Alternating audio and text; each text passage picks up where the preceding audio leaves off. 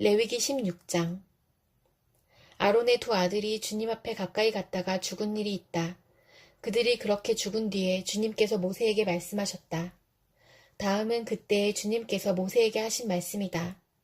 너는 너의 형 아론에게 죽지 않으려거든 보통 때에는 휘장 안쪽 거룩한 곳, 곧 법궤를 덮은 덮개 앞으로 나아가지 말라고 일러라. 내가 구름에 휩싸여 있다가 그 덮개 위에서 나타나기 때문이다. 아론이 거룩한 곳으로 들어가려고 할 때에는 다음과 같이 하여야 한다.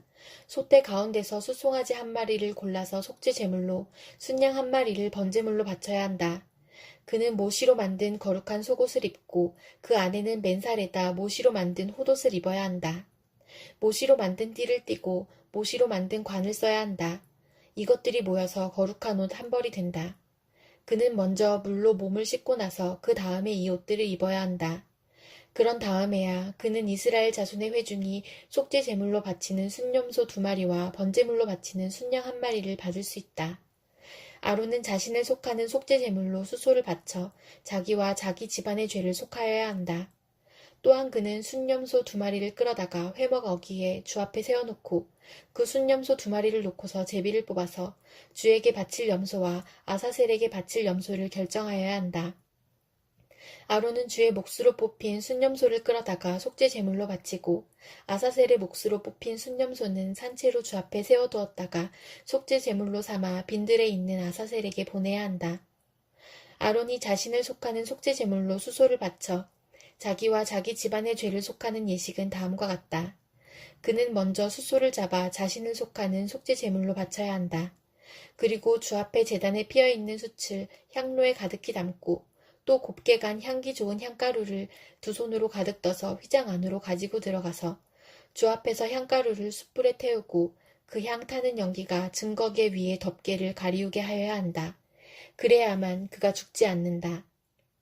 그런 다음에 그는 숫소의 피를 얼마 받아다가 손가락으로 찍어서 덮개 너머 곧 덮개 동쪽 부분에 1번 뿌리고 손가락으로 피를 찍어서 덮개 앞에 7번 뿌려야 한다. 이어서 아론은 백성이 속죄 제물로 바친 순염소를 잡아 그 피를 휘장 안으로 가지고 들어가서 수소의 피를 뿌릴 때와 마찬가지로 덮개 너머와 덮개 앞에 뿌려야 한다. 이렇게 하여 그는 성소를 성결하게 하여야 한다. 이스라엘 자손이 부정을 탔고 그들이 온갖 죄를 지었으므로 성소마저 부정을 탔기 때문이다. 그는 같은 방법으로 회막도 성결하게 하여야 한다. 부정탄 백성이 드나들어서 회막도 부정을 탔기 때문이다. 아론이 자기와 자기 집안과 이스라엘 온 회중의 죄를 속하려고 성소 안으로 들어가서 예식을 올리는 동안에는 아무도 회막 안에 있어서는 안 된다. 성소 안에서 치르는 예식이 끝나면 아론은 주 앞에 있는 제단으로 나아가서 그 제단을 성결하게 하는 예식을 올리고 잡은 수소의 피와 순염소의 피를 받아다가 제단 뿔에 돌아가면서 발라야 한다. 그리고 그는 그 피를 자기 손가락으로 찍어 제단 위에 7번 뿌려서 부정하게 된 이스라엘 자손 때문에 같이 부정하게 된 제단을 정하게 하고 거룩하게 하여야 한다. 이렇게 하여 아론은 성소와 회막과 제단을 성결하게 하는 예식을 마치게 된다. 다음에 아론은 살려둔 순념소를 끌고 와서 살아있는 그 순념소의 머리 위에 두 손을 얹고 이스라엘 자손이 저지른 온갖 악행과 온갖 반역행위와 온갖 죄를 다 자백하고 나서 그 모든 죄를 그 순념소의 머리에 씌운다. 그런 다음에 기다리고 있는 사람의 손에 맡겨 그 순념소를 빈들로 내보내야 한다.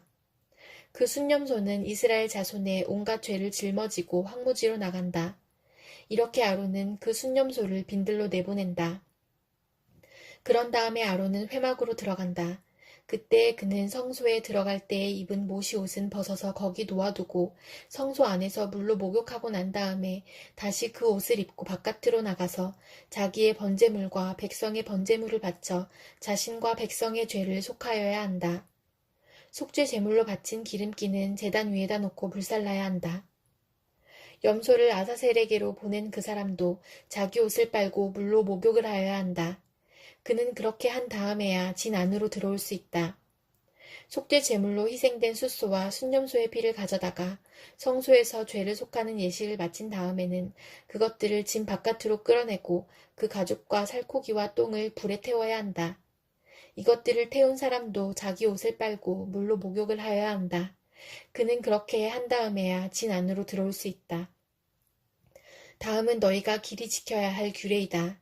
일곱째 달, 그 달 10일은 너희가 스스로 고행을 하는 날이니 아무 일도 하여서는 안 된다. 이것은 이스라엘 사람이거나 너희와 함께 사는 외국 사람이거나 다 지켜야 한다. 이날은 너희의 죄를 속하는 날, 너희가 깨끗하게 되는 날이기 때문이다. 너희가 지은 온갖 죄가 주 앞에서 씻기는 날이다. 이날은 너희가 엄격하게 지켜야 할 안식일이다. 너희가 스스로 고행을 하는 날이다. 이것은 너희가 길이 지킬 규례이다. 기름 부음을 받고 임명받은 제사장, 곧 그의 아버지를 대신하여 제사장으로 거룩하게 구별된 제사장이 속죄 예식을 맡는다. 그는 모시로 만든 거룩한 예복을 입는다. 그는 지성소를 성결하게 하여야 하며 회막과 제단을 성결하게 하여야 하고 제사장들과 회중, 곧 모든 백성의 죄를 속하여야 한다. 위에서 말한 것은 너희가 이스라엘 자손의 모든 죄를 속하려 할 때에 한 해에 한 번씩 길이 지켜야 할 규례다. 이렇게 모세는 주님께서 분부하신 대로 아론에게 일러주었다. 시편 19편. 하늘은 하나님의 영광을 드러내고 창공은 그의 솜씨를 알려준다.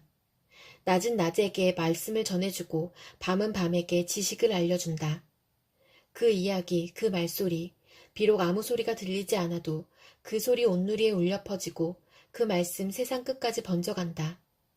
해에게는 하나님께서 하늘의 장막을 쳐주시니 해는 신방에서 나오는 신랑처럼 기뻐하고 제 길을 달리는 용사처럼 즐거워한다. 하늘 이 끝에서 나와서 하늘 저 끝으로 돌아가니 그 뜨거움을 피할 자 없다. 주님의 교훈은 완전하여서 사람에게 생기를 북돋우어주고 주님의 증거는 참되어서 어리석은 자를 깨우쳐준다. 주님의 교훈은 정직하여서 마음의 기쁨을 안겨주고 주님의 계명은 순수하여서 사람의 눈을 밝혀준다.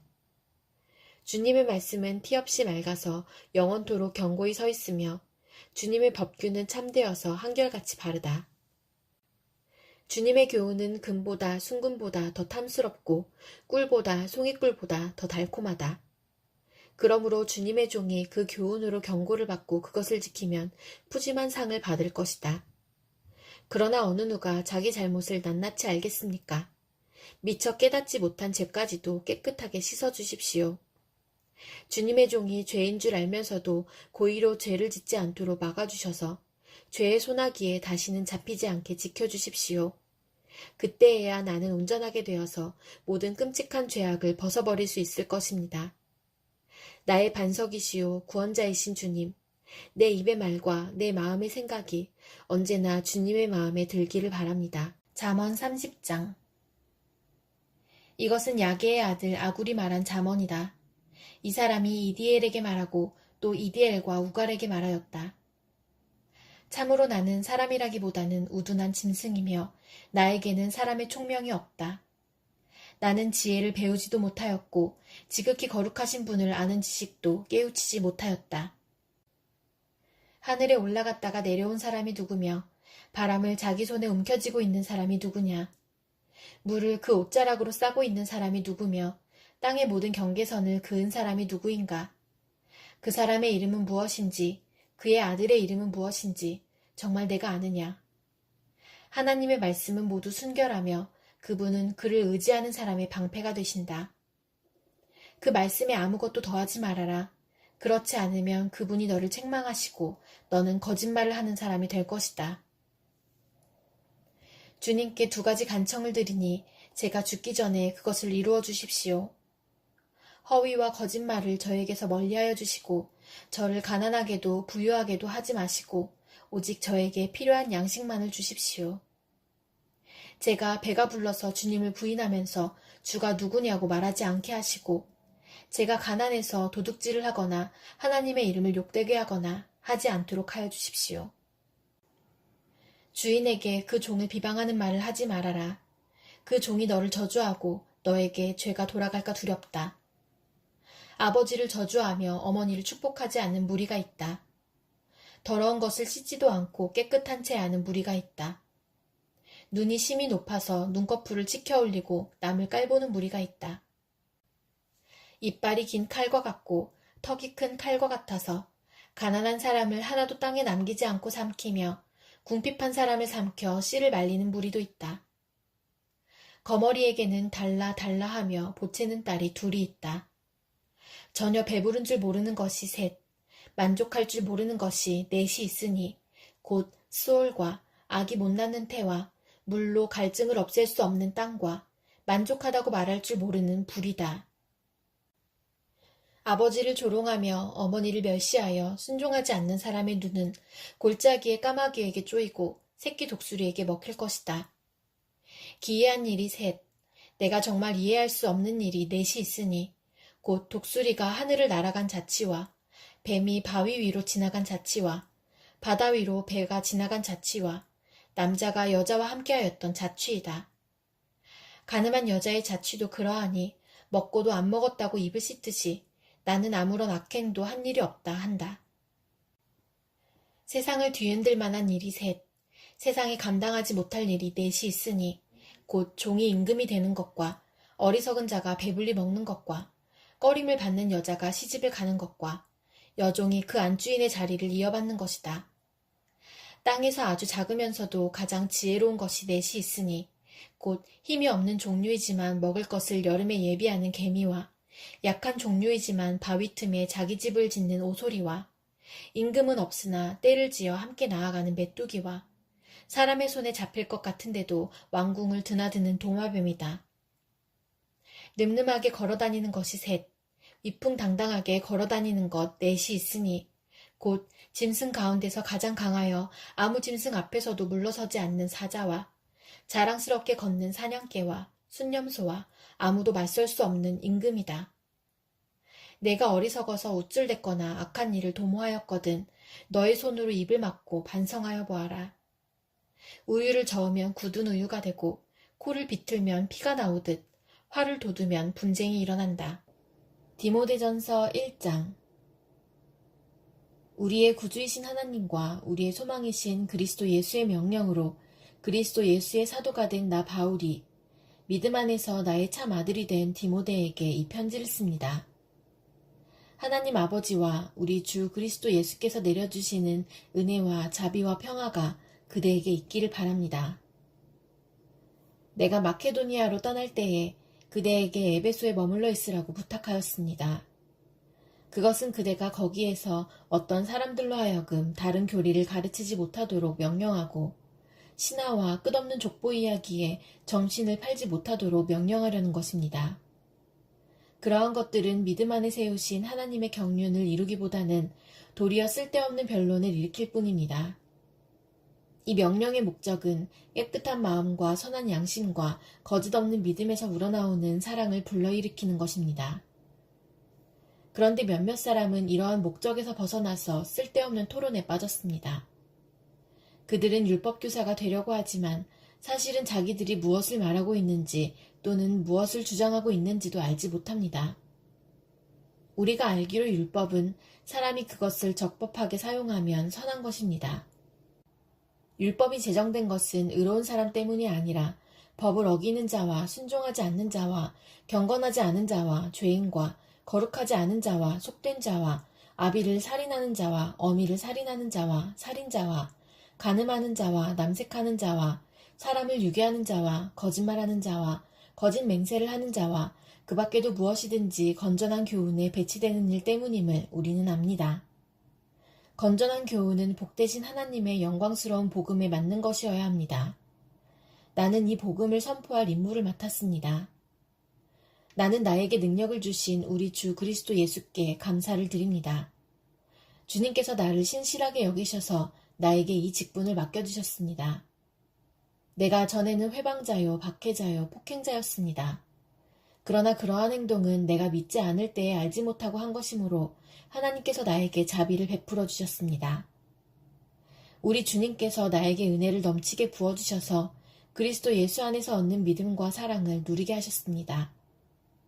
그리스도 예수께서 죄인을 구원하시려고 세상에 오셨다고 하는 이 말씀은 믿음직하고 모든 사람이 받아들일 만한 말씀입니다. 나는 죄인의 우두머리입니다. 그러나 하나님께서는 나에게 자비를 베푸셨습니다.